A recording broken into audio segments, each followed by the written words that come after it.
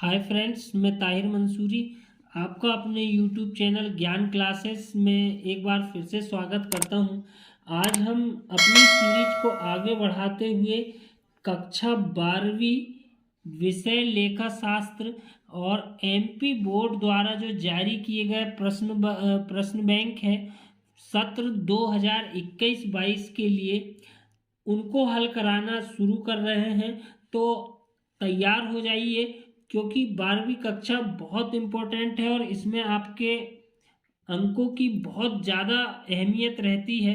तो यहाँ पर हम चाहते हैं कि आप इन प्रश्न बैंकों को पूरी तरह हल करें और इन्हीं प्रश्न बैंकों से लगभग पूरा सिलेबस आएगा, तो इनके आधार पर आप उच्चतम अंकों को प्राप्त कर सकते हैं।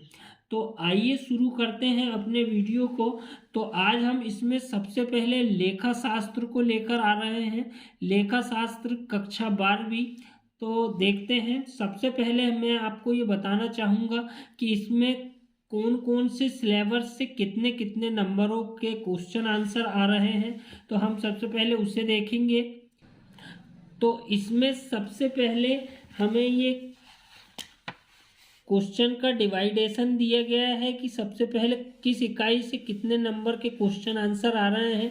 पेपर 80 नंबर का है और 80 नंबरों में से 1 अंक वाले 32 प्रश्न आ रहे हैं, अर्थात विकल्पों की बहुत ज़्यादा अहमियत रहेगी। तो बच्चों से मैं यही निवेदन करूंगा कि बच्चे विकल्पों पर बहुत ज़्यादा ध्यान दें, क्योंकि विकल्प यदि सीधे सीधे 30-32 नंबर के यदि सही हो जाते हैं तो हमारा परसेंटेज अपने आप ऊपर की ओर चला जाएगा।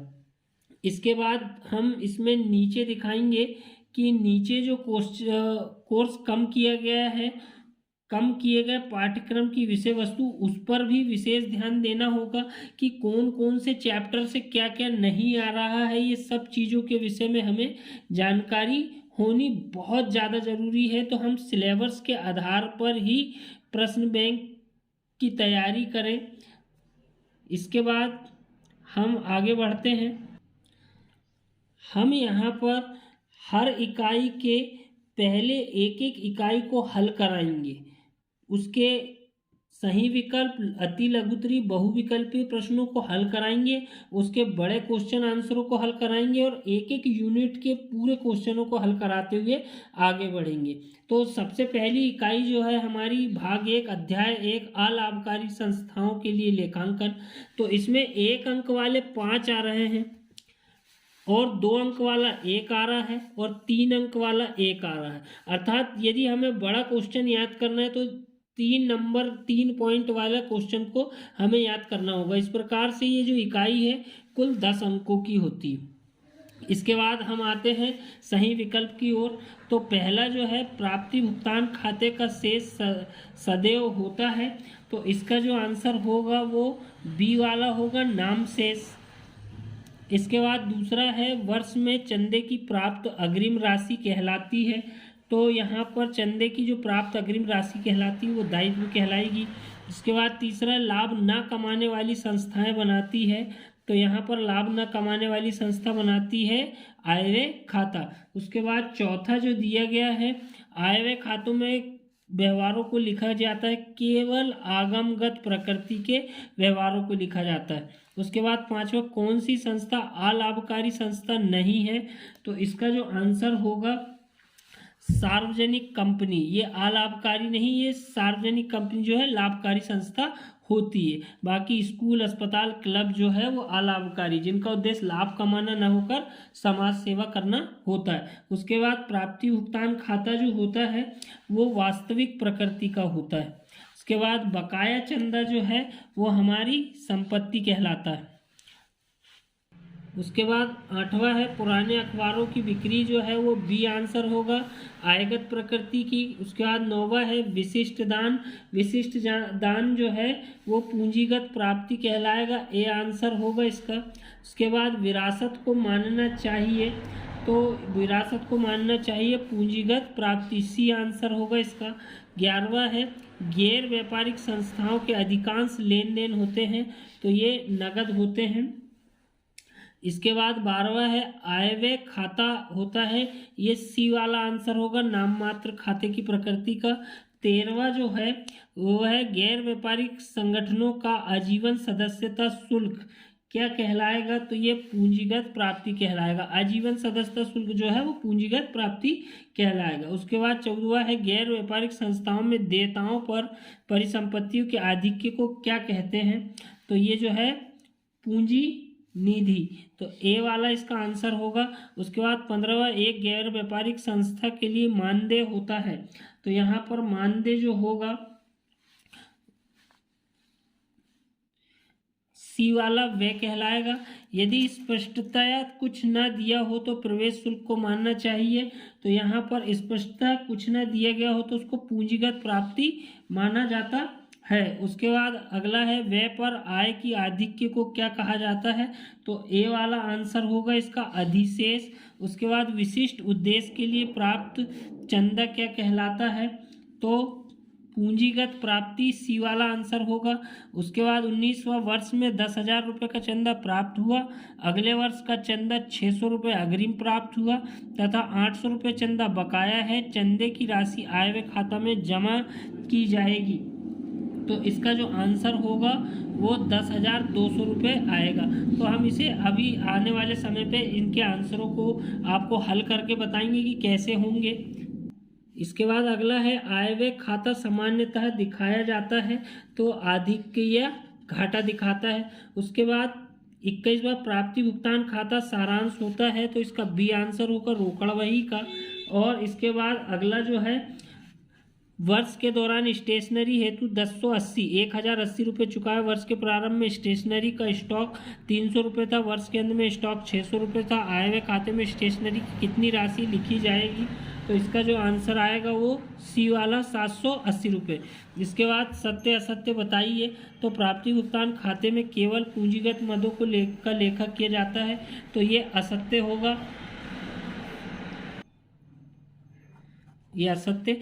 दूसरा प्राप्ति भुगतान खाते में समायोजन नहीं किए जाते हैं, ये सत्य होगा। उसके बाद तीसरा है प्राप्ति भुगतान खाते में प्रवेश शुल्क को भुगतान के रूप में दिखाया जाता है, ये असत्य होगा क्योंकि इसे प्राप्ति पक्ष में दिखाया जाता है। पेशेवर व्यक्ति अपना हिसाब किताब रोकड़ पद्धति से रखते हैं, ये सत्य है। गैर व्यापारिक संस्थाओं की मुख्य आय चंदा और दान होता है, ये भी सत्य है। उसके बाद प्राप्ति भुगतान खाते के आधार पर चिट्ठा बनाया जाता है, ये असत्य है। तो इसके बाद हम इसके छोटे छोटे जो क्वेश्चंस हैं उनको बाद में हल कराएंगे, तो पहले आप लोग इन क्वेश्चनों को कापी पर उतार लें। तो आय व्यय खाते से क्या आशय, प्राप्ति भुगतान खाते से क्या आशय, गैर व्यापारिक संस्थाओं से क्या आशय, इन्हें हम बहुत अच्छे ढंग से आपको समझाएंगे। अभी हम आगे बढ़ते हैं। प्रश्न क्रमांक 3 जो है रॉयल क्लब के 500 सदस्य हैं जो कि 300 रुपये वार्षिक सदस्यता शुल्क देते हैं। चालू वर्ष के लिए 450 सदस्यों ने अपना शुल्क दिया, जबकि 20 सदस्यों ने आगामी वर्ष का शुल्क भी दिया।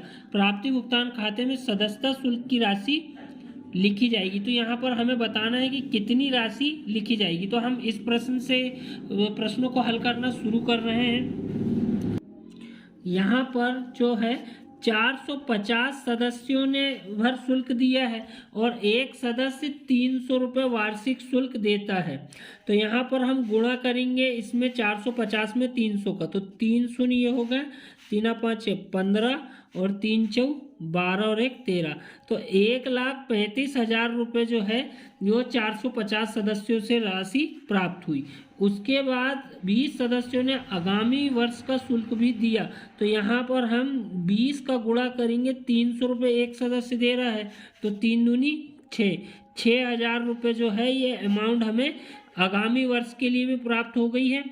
ये आगामी वर्ष की इसी वर्ष प्राप्त हुई है और ये चालू वर्ष की जो 1,35,000 रुपये वो, तो इस प्रकार से जो हमारी राशि आएगी वो 1,41,000 रुपये आएगी। तो यहाँ पर इसका जो आंसर होगा वो 1,41,000 रुपये सदस्यता शुल्क के रूप में आएगा। इसके बाद प्रश्न क्रमांक 8, एक पुस्तकालय के खातों से प्राप्त निम्न सूचनाओं से वर्ष 2019 के लिए प्राप्ति भुगतान खाता बनाइए। तो प्राप्ति भुगतान खाता बनाना है पेमेंट एंड रिसीव्ड अकाउंट। उसके बाद प्रारंभिक रोकड़ शेष 8,000 रुपये, वर्ष 2019 में प्राप्त शुल्क 800 रुपये, प्राप्त चंदे वर्ष 2019 का 1200 रुपये, वर्ष 2019 में प्राप्त हुआ 2018 का तो 600 रुपये चंदा है। उसके बाद वर्ष 2019 में किराया चुकाया 300 रुपये है, पुस्तकें खरीदी 1200 रुपये, समाचार पत्र क्रय किया 600 रुपये और वेतन चुकाया है 900 रुपये। तो इस सवाल को हम कैसे हल करेंगे देखते हैं। इसके बाद प्रारूप, हमें सबसे पहले इम्पोर्टेंट चीज़ प्रारूप होती है कि प्रारूप हमें इसका याद होना चाहिए। तो प्राप्ति भुगतान खाता 31 मार्च 2019 को समाप्त होने वाले वर्ष के लिए। डेबिट साइड, ये डेबिट साइड है, प्राप्ति राशि भुगतान राशि ये क्रेडिट साइड होगा। तो हमें मालूम होना चाहिए कि जो भी पैसा प्राप्त होता है वो डेबिट साइड में आता है और जो भी हमारे पास से भुगतान जाता है अर्थात पैसे किसी अन्य व्यक्ति को जाते हैं तो वो भुगतान साइड में लिखा जाएगा क्रेडिट में। बस इसके बड़े आसान नियम है, केवल नगद की प्रविष्टि होती है, उधार की प्रविष्टि इसमें होती नहीं है। केवल इसमें जो प्राप्तियां आती है वो डेबिट साइड आती है, भुगतान जो है वो क्रेडिट साइड में आता है, उधार की प्रविष्टि इसमें नहीं होती। तो पहली एंट्री जो है प्रारंभिक रोकड़ शेष 8000 रुपये, तो यहाँ हम लिखेंगे शेष लाया गया। इसे क्या कहा जाता है? शेष लाया गया। ये ला बना के ऐसा डंडा आड़ा करके लिख दिया जाता है। तो यहाँ 8000 रुपये जो है वो शेष लाया गया है।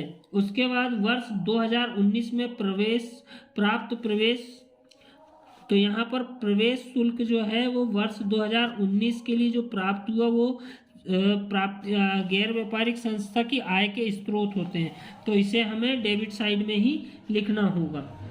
तो ये जो है ये 800 रुपये है। उसके बाद प्राप्त चंदा, तो गैर व्यापारिक संस्था के जो आय के स्रोत होते हैं वो प्रवेश शुल्क होता है, आजीवन सदस्यता शुल्क होता है, दान होता है, चंदा होता है। इन मदों को याद करना बहुत ज़रूरी होता है। तो प्रवेश शुल्क के बाद जो चंदा दिया गया है चाहे किसी भी वर्ष से संबंधित हो, चंदा यदि इस पिछले वर्ष का इस वर्ष प्राप्त हुआ तो उसकी प्रविष्टि भी इसमें कर दी जाती है। इसमें पूंजीगत और आगमगत में अंतर नहीं किया जाता है। इसके बाद चंदा जो दिया गया है वर्ष 2019 में 1200 रुपये, तो यहाँ पर चंदा हम यहाँ 2019 वर्ष का लिखेंगे। चंदा कितना दिया है? 1200 रुपये। उसके बाद 2019 में वर्ष 2018 हेतु प्राप्त, अर्थात 2018 का जो चंदा था वो हमें 2019 में प्राप्त हुआ है 600 रुपये, तो वो भी प्रविष्टि को जोड़ दिया जाएगा। तो इस प्रकार से टोटल अमाउंट जो है वो 1800 रुपये हो जाएगी। उसके बाद वर्ष 2019 में किराया चुकाया, तो चुकाया है अर्थात पैसे गए हैं, भुगतान हुआ है, तो यहाँ पर किराया लिखेंगे हम। किराया जो है वो 300 रुपये का भुगतान हुआ, तो 300 रुपये क्रेडिट साइड में आ जाएगी। पुस्तकें खरीदी, तो पुस्तकें जो है पैसा गया है तो पैसा जब जाता है तो वो भी क्रेडिट साइड में लिख दिया जाता है। तो ये 1200 रुपये की जो अमाउंट है वो पुस्तकें खरीदने में क्रेडिट साइड में आएंगी। उसके बाद समाचार पत्र में भी हमें क्या है, पैसों का भुगतान करना होगा, तो उसकी प्रविष्टि भी क्रेडिट साइड में होगी। वेतन चुकाया, तो वेतन जो है वो भी गया है पैसा, तो यहाँ 900 रुपये उसकी भी प्रविष्टि हो जाएगी। इसके बाद हमें कुछ करना नहीं है, सिर्फ डेबिट पक्ष का योग हमेशा ज़्यादा रहेगा। प्राप्ति भुगतान खाते में डेबिट पक्ष का जो योग है वो ज़्यादा रहेगा, उसको हम जोड़ देंगे और ये क्रेडिट पक्ष की मदों से घटा देंगे। तो 1800 और 8000, 8 और 1 9800, 10,600। इस प्रकार से यहाँ का जो योग आएगा वो 10,600 रुपये आएगा। अब इधर का योग हम करेंगे तो आएगा 12 और 3 15, 15 और 6 21, 21 और 9 3, मतलब 3000 रुपये घटा देंगे तो यहाँ पर जो आएगा वो 7,600 रुपये आएगा। तो यहाँ पर हम अंतिम में लिखेंगे शेष ले गया। यहाँ पर शेष लाया गया होता है और अंत में जो रकम बचती है उसे शेष ले गया बोलते हैं। तो यहाँ पर जो बच रहा है वो 7,600 रुपये बचेगा। इस प्रकार से दोनों तरफ का जो अमाउंट आएगा वो 10,600 आएगा। तो बच्चे इन्हें पूरे ध्यान से देखें कि किस ढंग से सवाल को हल किया गया है। प्रारूप याद रखें क्योंकि प्रारूप के ही आधार पर पूरे सवाल हल होगा। अब बढ़ते हैं अगले प्रश्न की ओर। हम प्रैक्टिकल क्रमांक 13, 31 मार्च 2019 को समाप्त होने वाले वर्ष के लिए प्राप्ति भुगतान खाता तैयार कीजिए। तो हम चाह रहे हैं कि पहले प्राप्ति भुगतान खाते को पूरा बता दें, उसके बाद हम आय व्यय खाता बनाएं। तो इसके पहले वाले जो 12वें नंबर के और 11वें नंबर के सवाल हैं वो आय व्यय खाते के हैं। तो आय व्यय खाते को हम प्राप्ति भुगतान खाते के बाद बता रहे हैं। तो इस सवाल को देखते हैं। तो 31 मार्च 2019 को समाप्त होने वाले वर्ष के लिए प्राप्ति भुगतान खाता तैयार कीजिए। प्रारंभिक शेष दिया है, प्रवेश शुल्क, किराया प्राप्त, कर, सचिव का मानदेय, स्टेशनरी, बीमा प्रीमियम, चंदा, दान प्राप्त, बिजली व्यय, वेतन, लघु विनियोग पर आय और लघु व्यय 180 रुपये। ये सवाल दिया है प्राप्ति भुगतान खाता बनाना। तो देखते हैं। तो सबसे पहली जो आएगा शेष लाएगा, पिछले सवाल जैसा ही है, सिर्फ हमें अमाउंट याद होना चाहिए कि कौन कौन सी है। तो 880 रुपये जो है वो शेष लाया गया है। उसके बाद मैंने आपको बताया था कि प्रवेश शुल्क ये गैर व्यापारिक संस्था की आय का स्रोत होता है, तो ये भी डेबिट साइड में आएगा 860 रुपये। किराया प्राप्त, यदि किराया प्राप्त बोल दिया है तो वो डेबिट साइड, और किराया अकेला बोल देता तो वो क्रेडिट साइड आ जाता। तो यहाँ पर किराया प्राप्त बोल दिया है तो 1050 की एंट्री डेबिट साइड में आ जाएगी, अर्थात प्राप्ति पक्ष में आ जाएगी। उसके बाद टैक्स, जो कर है वो आपका क्रेडिट साइड में जाएगा, क्योंकि ये एक्सपेंस है, व्यय है, इसीलिए क्रेडिट में। सचिव का मानदेय, सचिव को आप वेतन दे रहे हैं, मानदेय दे रहे हैं, तो ये भी आपका क्रेडिट साइड में आएगा, खर्च है क्योंकि 500 रुपये। उसके बाद स्टेशनरी, ये भी आपका एक्सपेंस है, तो स्टेशनरी जो है 70 रुपये की, वो भी इस पक्ष में आएगी। बीमा प्रीमियम, तो बीमा प्रीमियम जो है आपका 60 रुपये, वो भी आपका क्रेडिट साइड में आएगा। उसके बाद चंदा, चंदा जो है वो आपकी आय का स्रोत है, मैंने अभी पिछले ही बार में बताया है। तो चंदा जो है 7520 रुपये, वो आपका डेबिट में आएगा। दान प्राप्त, तो दान भी गैर व्यापारिक संस्था का आय का स्रोत है, तो 1600 रुपये, वो भी इस पक्ष में आएगा। उसके बाद बिजली व्यय, बिजली व्यय जो है वो आपके एक्सपेंस है, तो बिजली व्यय जो है 680 रुपये, वो इधर आएंगे। उसके बाद वेतन, वेतन भी आपका 4300 रुपये, वो भी क्रेडिट पक्ष में आएगा। विनियोग पर आय, ये आपकी आय है, तो विनियोग पर आय, आय जो है आपकी कितनी है 590 रुपये, तो वो भी डेबिट पक्ष में आएगी। लघु व्यय, तो लघु व्यय जो है वो आपके क्रेडिट पक्ष में आएंगे 180 रुपये। अब हमें इसमें कुछ करना नहीं है, सिर्फ डेबिट साइड की मदों को जोड़ना है और क्रेडिट साइड की मदों को जोड़कर घटा के और शेष ले गया अंत में लिखना है। यहाँ पर शेष ले गए लिखा जाता है, मैंने आपको बताया हूँ, और इस साइड शेष लाया गया लिखा जाता है। तो उसके लिए हम पहले इसे जोड़ लेते हैं, फिर इसे हल करते हैं। तो डेबिट साइड का जो योग आएगा वो आएगा 12,500 रुपये, उसमें से यहाँ का इतना योग करेंगे तो वो आएगा 5,890 रुपये। ये अमाउंट को घटा देंगे तो आएगा 6,610। इस प्रकार से दोनों पक्षों का जो योग आ जाएगा वो बराबर हो जाएगा 12,500 12,500। तो सवाल बहुत आसान है, बच्चे यदि इसकी 1-2 बार प्रैक्टिस कर लेंगे तो आसानी से बन जाएंगे। इसके बाद हम अगले प्रश्न की ओर चलते हैं। इसके बाद हम प्रश्न क्रमांक 10, जो कि भोपाल क्लब के आगम शोधन खाते से प्राप्त सूचना से भोपाल क्लब का आय व्यय खाता वर्ष 31 मार्च 2019 के लिए बनाइए। तो अब यहाँ पर आय व्यय खाता बनाने को बोला जा रहा है। इसके पहले वाले सवाल में हमने प्राप्ति भुगतान खाते बनाए। प्राप्ति भुगतान खाते में जो प्राप्ति रहती है वो डेबिट में लिखी जाती है और भुगतान जो रहता है वो क्रेडिट में लिखा जाता है। लेकिन यहाँ पर पूरा उल्टा हो जाता है। यहाँ पर प्राप्ति आय व्यय खाते में व्यय जो है वो डेबिट में आ जाते हैं और आय जो है वो क्रेडिट में चल जाती। इसमें नकद और उधार दोनों की प्रविष्टि की जाती है, जबकि प्राप्ति भुगतान खाते में केवल नकद की प्रविष्टि की जाती, उधार की प्रविष्टि नहीं की जाती। बाकी यहाँ पर आय व्यय खाता 31 मार्च 2019 को समाप्त होने वाले वर्ष के लिए। और इसमें एक चीज़ और रहता है कि यहाँ पर जो है समायोजन, प्राप्ति भुगतान खाते में समायोजन की प्रविष्टि नहीं होती, जबकि इसमें जो है समायोजन की प्रविष्टि भी की जाती है, अर्थात अदत्त व्यय को जोड़ा जाता है, पूर्व दत्त व्यय को घटाया जाता है, उपार्जित को जोड़ा जाता है और अनुपार्जित को घटाया जाता है। तो हम देखते हैं इस सवाल को कैसे हल करेंगे। तो यहाँ पर हमें रोकड़ शेष दी है 500 रुपये, चंदा दिया है, आजीवन सदस्यता शुल्क दी है, प्रवेश शुल्क दिया है और विविध प्राप्तियाँ दी है। ये प्राप्ति पक्ष है और ये भुगतान पक्ष है। एक क्वेश्चन और विकल्प में बनता है कि प्राप्ति भुगतान खाते की सहायता से कौन सा खाता बनाया जाता है। तो प्राप्ति भुगतान खाते की सहायता से आय व्यय खाता तैयार किया जाता है। ये भी स्टूडेंटों को मालूम होना चाहिए। अब आगे बढ़ते हैं। इसमें जो है प्रारंभिक रोकड़ शेष और अंतिम रोकड़ शेष का लेखा भी नहीं किया जाता है। आय हमारी क्रेडिट पक्ष में आती है तो वार्षिक चंदा सबसे पहले लिखा है, वार्षिक चंदा जो कि दिया है 750 रुपये, लेकिन नीचे जो समायोजन दिया है कि वार्षिक चंदा 100 रुपये अदत्त है, तो यहाँ पर 100 रुपये को जोड़ा जाएगा। तो यहाँ पर वार्षिक चंदे को 100 रुपये जोड़ देंगे तो हो जाएगा 850 रुपये। इसके बाद दूसरी एंट्री है आजीवन सदस्यता शुल्क। आजीवन सदस्यता शुल्क वैसे तो पूंजीगत मानी जाती है, लेकिन यदि उसकी अमाउंट छोटी है तो आजीवन सदस्यता शुल्क को आगमगत माना जाता है। तो यहाँ पर उसकी जो अमाउंट है 200 रुपये है, इसलिए इसे हम आगमगत मान लेते हैं। प्रवेश शुल्क, तो प्रवेश शुल्क जो है ये भी आय का स्रोत होती है।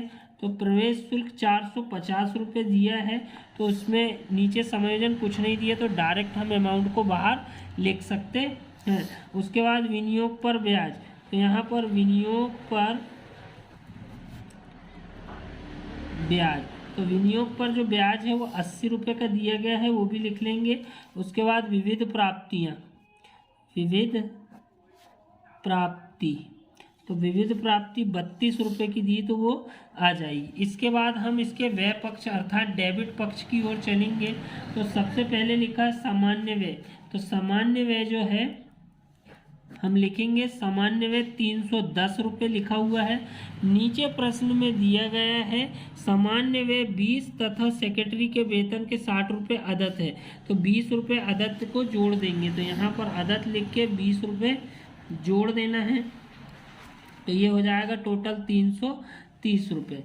उसके बाद वेतन व मजदूरी, तो वेतन व मजदूरी, तो यहाँ पर वेतन के 60 रुपये अदत्त है और वेतन और मजदूरी दोनों एक साथ दी, तो 240 में 60 रुपये हम जोड़ देंगे तो टोटल 300 रुपये आ जाएगा। उसके बाद फर्नीचर, पूंजीगत मदों का लेखा इसमें नहीं किया जाता है, आगमगत मदों का ही लेखा आय व्यय खाते में होता है। तो यहाँ पर जो फर्नीचर दिया उसकी प्रविष्टि नहीं होगी, लेकिन फर्नीचर पर जो हिरास नीचे लिखा हुआ है, फर्नीचर पर हिरास 50 रुपये अपलिखित किया गया है, तो वो 50 रुपये की एंट्री इस पर होगी। तो फर्नीचर पर जो हिरास है 50 रुपये उसकी प्रविष्टि कर दी जाएगी।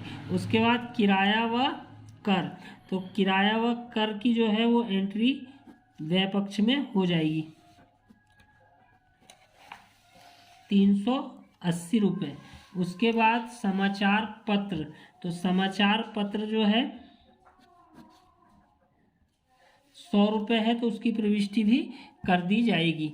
अब उसके बाद हमें इसके अब एक चीज़ और कि प्राप्ति भुगतान खाते में तो डेबिट शेष का ही योग ज़्यादा रहता है हमेशा, लेकिन आय व्यय खाते में किसी भी पक्ष का योग ज़्यादा या कम हो सकता है, इसलिए हमें मद देखकर पहचानना होगा कि किस पक्ष का योग ज़्यादा है। तो हमें फिर भी आय पक्ष का योग ज़्यादा दिख रहा है, तो हम इसे जोड़ लेते हैं और व्यय पक्ष के मदों को भी जोड़कर उससे घटा देते हैं, तो जो आएगा वो क्रेडिट डेबिट पक्ष में व्यय पक्ष की ओर लिख दिया जाएगा। तो हम इसे जोड़ते हैं। तो इस पक्ष का जो योग आ रहा है वो आ रहा है 1612 रुपये, और इस पक्ष का जो योग आ रहा है वो इस पक्ष का जो योग है वो आ रहा है 1160 रुपये। तो आय ज़्यादा है व्यय कम है, तो हम इस साइड लिखेंगे सरप्लस, अर्थात आय का व्यय पर आधिक्य। आय का व्यय पर आधिक्य जो आएगा वो आएगा 452 रुपये, और यहाँ दोनों पक्षों का जो योग होगा बिल्कुल आमने सामने 1612 और 1612 आएगा। इसके बाद हम चलते हैं अगले प्रश्न की ओर। प्रश्न क्रमांक 11वां जो है, रोशन आरा क्लब की सूचनाओं को आप आयव्यय खाते में किस प्रकार दर्शाएंगे। तो प्रश्न क्रमांक 11 जो दिया गया है उस सवाल को हम अगले वीडियो में बताएंगे। इसके पहले हम प्रश्न क्रमांक 12 जो है आयव्यय खाता बनाई है 31 मार्च 2017 को समाप्त होने वाले वर्ष के लिए। ये मदे दी हैं और इधर भी मदे दी हैं, और समिति के पास 1000 रुपये वाले 4% ऋण पत्र है। वर्ष के अंत में किराए के 80 रुपये और छपाई के 95 रुपये अदद है। तो ये सवाल पिछले वर्षों में पिछले 2 साल पहले ये सवाल आया हुआ था आयव्यय खाते का। तो ये परीक्षा की दृष्टि से बहुत ज़्यादा आईएमपी, तो इस सवाल को बच्चे पूर्ण ध्यान से जरूर देखें। तो देखते हैं इस सवाल को कैसे हल करेंगे। तो सबसे पहले जो दिए है मद प्राप्त चंदा 1100 रुपये, तो यहाँ पर चंदा जो दिया है वो 1100 रुपये दिया है, और नीचे समायोजन कुछ नहीं दिया, तो हम डायरेक्ट इसकी अमाउंट को बाहर लिख देंगे। उसके बाद भाषण से आय, तो भाषण से आय, तो ये भी हमारी गैर व्यापारिक संस्था की आय का स्रोत है 2320, वो भी इसी पक्ष में आई। फुटकर व्यय, ये व्यय है, तो फुटकर व्यय जो है उसके विषय में भी कुछ नहीं बोला समायोजन में, तो वो 100 रुपये डायरेक्ट बाहर राशि में लिख दी जाएंगे। छपाई के लिए प्रश्न में बोला गया है, छपाई के जो है वो 125 रुपये हैं, लेकिन नीचे बोला है कि छपाई के 95 रुपये अदत्त है, तो 95 रुपये को हम इसमें जोड़ देंगे, 95 को जोड़ देंगे, तो 5 5 10 9 2 11 और 1 12, 1 और 1 2, तो इस प्रकार से जो अमाउंट आएगी छपाई की वो 220 रुपये आएगी। उसके बाद जो है विनियोग पर ब्याज, यहाँ पर ये आय होती है, आपने पैसा कहीं इन्वेस्ट किया है उस पर जो ब्याज मिल रहा है वो आपकी आय का स्रोत है। तो यहाँ विनियोग जो है 380, इसमें एक राशि को रफ में करके हम बताएंगे कि कैसे हल होगा। तो यहाँ पर जो है विनियोग पर ब्याज 380 रुपये दिया है, तो यहाँ पर समिति के पास 1000 रुपये वाले 4% ऋण पत्र है, तो ये विनियोग पर जो इनकम होती है उसको हम रफ में कैसे हल करेंगे वो बताएंगे। तो यहाँ पर समिति के पास 1000 रुपये वाले कितने हैं 10 है, तो टोटल अमाउंट कितनी हो गई 10,000। 4% ऋण पत्र है, तो यहाँ 10,000 का हम 4% निकालेंगे, तो यहाँ पर आएगा 400 रुपये। अब यहाँ पर 400 रुपये है और विनियोग पर जो ब्याज दिया गया है वो 380 है, तो कितना कम है 20 रुपये कम है, तो वो 20 रुपये जोड़कर हम 400 रुपये की अमाउंट यहाँ पर लिख देंगे। उसके बाद किराया दिया बोल रहा है, तो किराया जो है वो 210 रुपये, लेकिन नीचे किराए के बारे में बोला है कि वर्ष के अंत में 80 रुपये किराए के बाकी है, तो अदत्त है अर्थात बाकी मतलब अदत्त है, तो यहाँ 80 रुपये हम जोड़ देंगे, तो यह आ जाएगा 290 रुपये। इसके बाद विज्ञापन व्यय जो है वो दिए गए हैं 210 रुपये। विज्ञापन व्यय के विषय में कुछ नहीं कहा गया है, अब हम इसे डायरेक्ट जोड़ देंगे कि किस पक्ष का योग ज़्यादा है। तो इस पक्ष का योग ज़्यादा दिख रहा है, 23 और 11 होता है 23 33 34 34 और 4 3820 रुपये। यहाँ का योग आया 3820, अर्थात यहाँ का योग ज़्यादा है, और यहाँ का योग करेंगे तो 2 और 1 3 3 और 2 5 5 और 2 7 7 और 1 820, तो यहाँ का जो योग आया वो 820 रुपये आया, अर्थात आय ज़्यादा है तो आय का व्यय पर आधिक्य, अर्थात आय ज़्यादा है व्यय कम है, तो 3000 रुपये इसका आंसर आएगा। इस प्रकार से 3820 रुपये यहाँ पर दोनों पक्षों का योग आएगा। अब हम आपको मिलते हैं अगले वीडियो में। तो यदि वीडियो पसंद आए तो हमारे चैनल को लाइक करें, शेयर करें और सब्सक्राइब करें। और वीडियो में यदि किसी प्रकार की परेशानी जा रही तो कमेंट करके हमें ज़रूर बताएं। धन्यवाद।